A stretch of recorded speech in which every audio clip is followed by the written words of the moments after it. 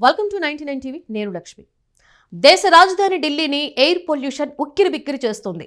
ఢిల్లీలో క్షీణిస్తున్న గాలి నాణ్యతే ఈ శ్వాసకోశ వ్యాధుల పెరుగుదలకు ప్రధాన కారణమని పేర్కొన్నారు. 2022-2024 మధ్య 6 ప్రధాన ఆసుపత్రుల్లో ఈ కేసులు రికార్డైనట్లుగా సమాచారం. శ్వాసకోశ సమస్యలతో ఆసుపత్రులకు వస్తున్న రోగులు పెరుగుతున్నారు. తీవ్ర కాలుష్యంతో 3 ఏళ్లలోనే 2 లక్షలకు పైగా శ్వాసకోశ కేసులు నమోదయ్యాయి.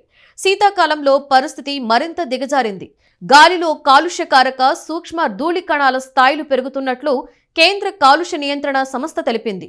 కాలుష్య కట్టడికి ప్రభుత్వం ఆంక్షలు విధిస్తున్నా ఢిల్లీలో సామాన్య ప్రజలను మాత్రం వాయు కాలుష్యం ఉక్కిరిబిక్కిరి చేస్తోంది. విషపూరితంగా మారిన గాలితో జనం తీవ్ర ఇబ్బందులు పడుతున్నారు. గొంతు నొప్పి, శ్వాసకోశ సమస్యల తీవ్రత పెరగడం, ఊపిరి ఆడకపోవడం వంటి ఫిర్యాదులతో ఆసుపత్రులకు వచ్చే రోగుల సంఖ్య గణనీయంగా పెరుగుతోంది. వాయు కాలుష్యంతో ఢిల్లీలో 3 ఏళ్లలో 2 లక్షలకు పైగా తీవ్రమైన శ్వాసకోశ వ్యాధుల కేసులు నమోదైనట్లు కేంద్రం పార్లమెంటుకు తెలిపింది.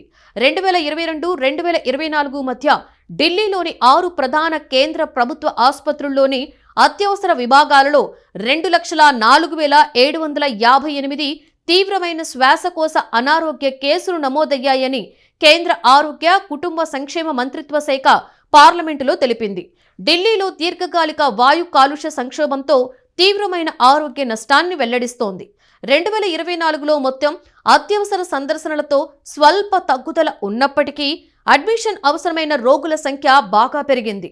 ఇది ఆసుపత్రులకు వచ్చే కేసులు మరింత తీవ్రంగా మారుతున్నాయని సూచిస్తుందని కేంద్రం తెలిపింది. వాయు కాలుష్యం శ్వాసకోశ వ్యాధులు సంబంధిత వ్యాధులను కలిగించే కారకాలలో ఒకటి అని ప్రభుత్వం ఆమోదించింది. అయితే ఆహారం, వృత్తి, సామాజిక ఆర్థిక స్థితి, ముందుగా ఉన్న పరిస్థితులతో సహా బహుళ కారకాలు ఆరోగ్యాన్ని ప్రభావితం చేస్తాయని స్పష్టం చేసింది. Indian council of medical research పలు నగరాలలో అధ్యయనం నిర్వహించింది. అధ్యయనంలో కాలుష్య స్థాయిలలో పెరుగుదల శ్వాసకోశ వ్యాధులతో అత్యవసర విభాగాలలో చేరే వారి సంఖ్య పెరుగుదలతో నేరుగా ముడిపడి ఉందని తేలింది. 33,000 కంటే ఎక్కువ మంది రోగులలో క్షీణిస్తున్న గాలి నాణ్యత, శ్వాసకోశ అనారోగ్యం మధ్య స్పష్టమైన సంబంధం ఉన్నట్లు నివేదిక తెలిపింది. అలాగే national centre for disease control August 2023 నుండి ఇంటిగ్రేటెడ్ హెల్త్ ఇన్ఫర్మేషన్ ప్లాట్ఫామ్ ద్వారా వాయు కాలుష్య సంబంధిత వ్యాధుల డిజిటల్ నిఘాను చేపడుతోంది.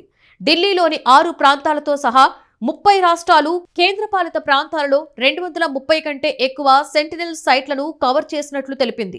రాజ్యసభ ఎంపీ డాక్టర్ విక్రమ్జిత్ సింగ్ సాంఠి లేవనెత్తిన ప్రశ్న నెంబర్ 274కి కేంద్ర మంత్రి ప్రతాప్ రావ్ జాదవ్ లిఖితపూర్వక సమాధానమిచ్చారు. పట్టణ ప్రాంతాలలో పెరుగుతున్న వాయు కాలుష్యం, శ్వాసకోశ వ్యాధుల మధ్య సంబంధాన్ని కేంద్రం అధ్యయనం చేసిందా అని ఆయన ప్రశ్నించారు. అలాగే 2022-25 మధ్య మెట్రో నగరాలలో, ముఖ్యంగా ఢిల్లీలో నిమోనియా, సిఓపిడి, ఊపిరితిత్తుల ఇన్ఫెక్షన్ల కారణంగా అవుట్ పేషెంట్ ఆసుపత్రులలో చేరే వారి సంఖ్య, ఇతర వివరాలను వెల్లడించవలసిందిగా ఎంపీ డాక్టర్ విక్రమ్జిత్ సింగ్ ప్రశ్నించారు. మరోవైపు ఢిల్లీలో చాలా మంది ఇళ్లలో ప్రత్యేక వెంటిలేషన్, ఎయిర్ ప్యూరిఫికేషన్ల వ్యవస్థలు ఏర్పాటు చేసుకుంటున్నారు. కొందరు ఇళ్లను పూర్తిగా సీల్ చేసి డిహ్యూమిఫైర్లను వాడుతున్నారు. ఢిల్లీలోని పలువురు ధనికులు ఇంటి లోపల మైక్రో క్లైమేట్లను సృష్టించుకుని గాలి నాణ్యత పీల్చుకునే స్థాయిలో ఉంచుకుంటున్నారట. కొన్ని అపార్ట్మెంట్స్లో యజమానులు 10 నుంచి 12 ఎయిర్ ప్యూరిఫైర్స్ ను ఉపయోగిస్తున్నారనే వార్తలు వస్తున్నాయి. అయితే ఢిల్లీలో పేద, మధ్యతరగతి వాళ్లు మాత్రం వాయు కాలుష్యం వల్ల చాలా ఇబ్బందులు పడుతున్నారు. యోగా గురువు బాబా రామ్దేవ్ సామాన్య ప్రజలకు కీలక సూచనలు చేశారు. గాలి కాలుష్యం నుండి కాపాడుకోవడానికి ఇళ్లలో కర్టెన్లు ఉపయోగించుకోవాలని సూచించారు.